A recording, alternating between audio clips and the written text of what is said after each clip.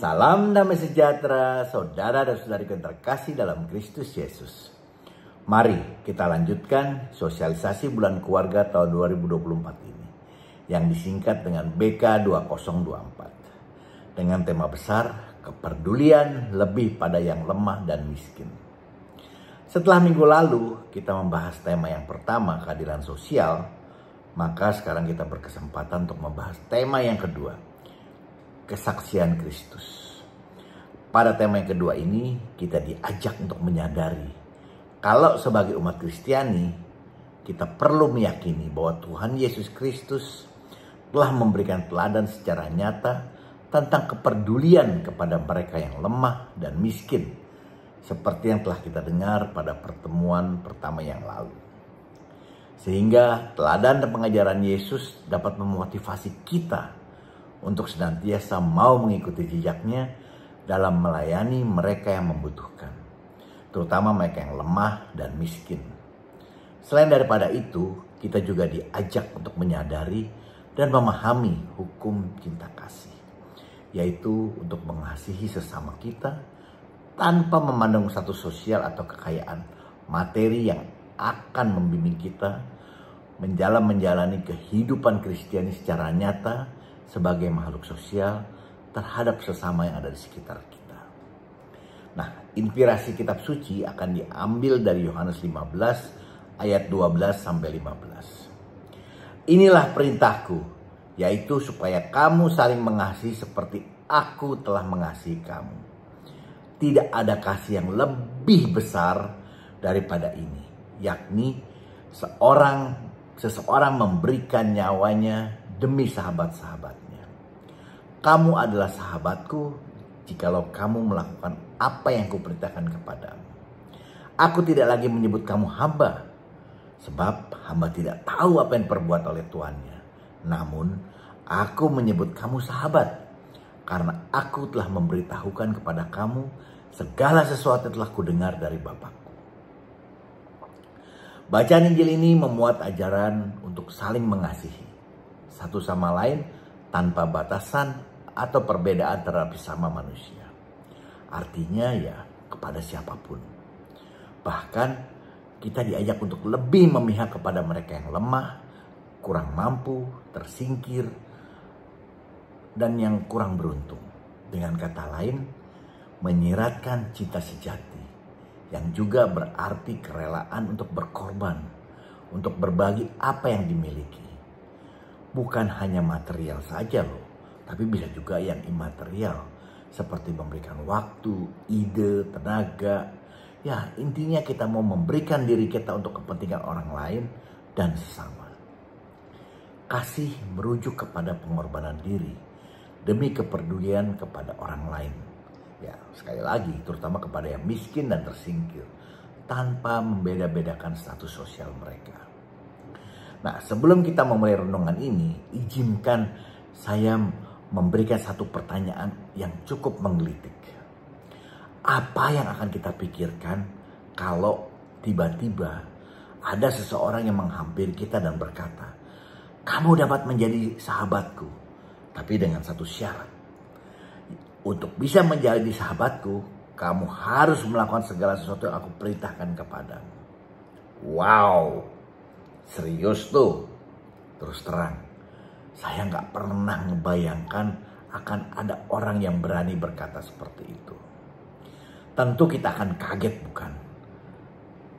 Tiba-tiba ada orang yang mengatakan demikian. Karena di pikiran kita sahabat itu ya tentunya sejajar, memiliki level yang sama. Bagaimana dia bisa mengatakan kalau mau menjadi sahabatku, kamu harus melakukan apa yang aku perintahkan kepadamu? Kadang kita lupa.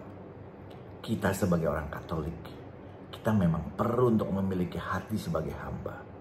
Bahkan Maria di Lukas 1 ayat 38 sendiri mengatakan, "Sesungguhnya aku ini hamba Tuhan. Jadilah padaku menurut perkataanmu itu." Ya, Maria dengan rendah hati mengakui bahwa dia adalah hamba Tuhan. Demikian juga para rasul, mereka menyadari kalau mereka itu adalah hamba-hamba Kristus. Pernyataan Santo Paulus di Roma 1 ayat 1 mengatakan, Dari Paulus, hamba Kristus Yesus. Juga 1 Yakobus dinyatakan pada Yakobus 1 ayat 1. Salam dari Yakobus, hamba Allah dan Tuhan Yesus Kristus. Demikian juga 1 Petrus. Pada 2 Petrus 1 ayat 1 mengatakan, dari Simon Petrus, hamba dan rasul Yesus Kristus. 1 Yudas juga tidak kalah. Di Yudas 1 ayat 1 mengatakan, dari Yudas, hamba Yesus Kristus. Juga 1 Yohanes dapat kita baca di Wahyu 1 ayat 1 yang mengatakan, ia mengatakan kepada hambanya Yohanes. Yohanes juga menganggap dirinya sebagai hamba Kristus. Kalau kita lihat dari Kamus Besar Bahasa Indonesia yang mendefinisikan kata hamba ini sebagai abdi atau budak belian. Yang secara umum ya tentunya berarti jongos, babu, pembantu. Dan orang yang tunduk patuh kepada Tuhan atau majikannya tadi. Jadi ya kita ini adalah hamba-hamba Allah yang tentunya harus patuh pada Allah. Bahkan di Roma 10 ayat 9 mengatakan, jika kamu mengaku dengan mulutmu bahwa Yesus adalah Tuhan dan percaya dalam hatimu bahwa Allah telah membangkitkan dia dari antara orang mati, maka kamu akan diselamatkan. Jadi kita harus mengaku bahwa Yesus adalah Tuhan. Ditambahkan lagi di 1 Korintus 12 ayat 3 mengatakan, tidak ada seorang pun yang berkata-kata oleh Roh Allah dapat berkata, terkutuklah Yesus. Dan tidak seorang pun yang dapat mengaku Yesus adalah Tuhan selain oleh Roh Kudus. Yang kalau bahasa Inggrisnya Yesus Tuhan adalah Yesus is Lord. Yang berarti Tuhan besar, yang mulia, Tuhan. Jadi ya kita manusia adalah memang hamba yang harus tunduk dan patuh pada majikannya. Dalam hal ini ya Tuhan sendiri, Tuhan Yesus Kristus. Sementara ya kalau Tuhan, ya Tuhan, our Lord. Yang sangat mulia, sangat tinggi, yang levelnya jauh di atas manusia. Jadi ya klop, kita memang tidak setara dengan Tuhan. Hanya kasih karunia sajalah Tuhan mau menyetarakan kita menjadi sahabat. Tapi tentunya kita tetap juga harus tahu diri, bukan? Kita tetap harus selalu bersyukur dan berterima kasih. Karena kita ternyata boleh di-upgrade dari hamba, dari budak menjadi sahabat.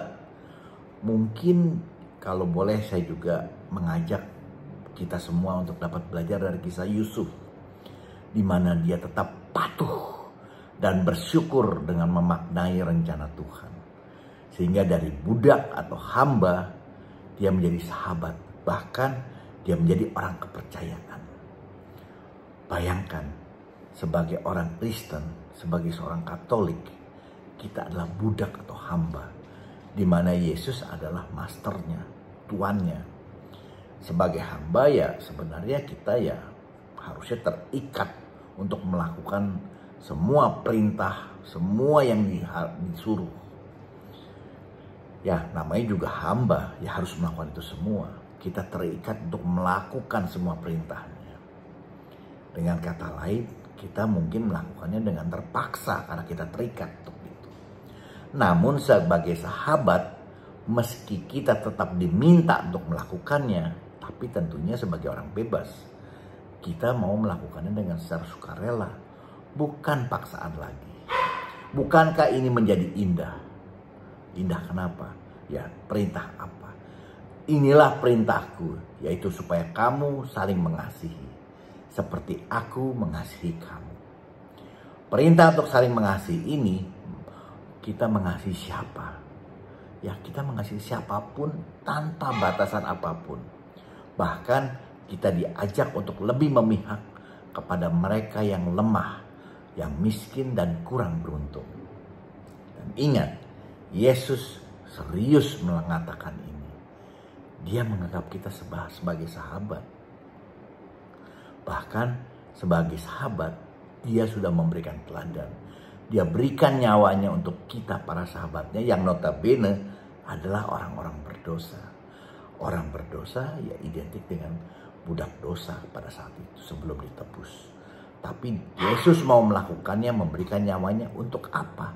untuk keselamatan kita. Sekarang pertanyaannya adalah, maukah kita meneladani Yesus? Maukah kita mengikuti perintahnya untuk mengasihi sesama kita, memberikan sebagian milik kita kepada yang membutuhkan? Bisa dalam bentuk materi, waktu, tenaga, ide, pengetahuan, dan banyak lagi yang dapat kita pikirkan. Nah, sekarang mumpung di masa Advent 2024 ini, mari kita bersama-sama kita rencanakan aksi nyata apa yang dapat kita perbuat. Aksi nyata apa yang dapat kita lakukan untuk membalas kebaikan Tuhan. Baik itu secara pribadi maupun secara kelompok dalam komunitas. Mungkin ya bisa juga di komunitas lingkungan atau komunitas lainnya. Bila ada masukan, mohon berikan komentar Anda. Jangan lupa di like dan subscribe. Juga di share agar kita dapat saling memberkati. Amin. Tuhan Yesus memberkati kita semua.